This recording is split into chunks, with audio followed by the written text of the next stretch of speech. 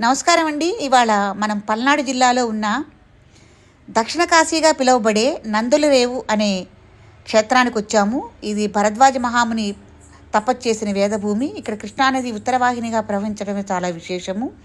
ఇది నల్లమడ అడవి ప్రాంతం ఇదంతాను.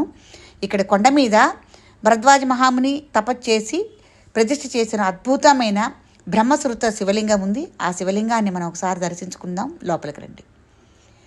మహాశివరాత్రి రాబోతోంది. భక్తులందరూ ఈ శివలింగాన్ని చూసి అభిషేకం చేసుకుని తరించగలరని కోరుకుంటున్నాను. ఈ బ్రహ్మసూత్ర శివలింగానికి పూజ చేయటం వల్ల చాలా విశేష ఫలితాలు ఉంటాయి. కాబట్టి భక్తులందరూ శివరాత్రికి వచ్చి విశేషంగా పూజాది కార్యక్రమాలు నిర్వహించి స్వామివారిని సేవించుకోవాలని కోరుకుంటున్నాను. ఇది తిరుపతి పీఠానికి అతి చేరువలో ఉంది.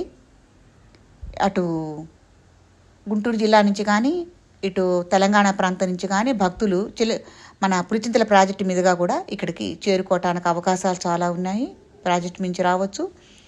బస్సులో మాదిపాడు దాకా వచ్చి అక్కడి నుంచి ఆటోల్లో కూడా ఇక్కడికి స్వామివారి దర్శనానికి చేరుకోవచ్చును.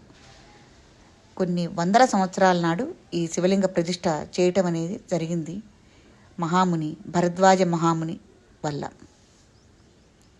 ఓం నమ శివాయ, ఓం నమ శివాయ, ఓం నమ శివాయ. లింగాలు నానా రూపాలు. ఈ శివలింగం అద్భుతలింగం, బ్రహ్మసూత్ర లింగం. ఓం నమ శివాయ. అయ్యగారు పూజ చేస్తున్నారండి.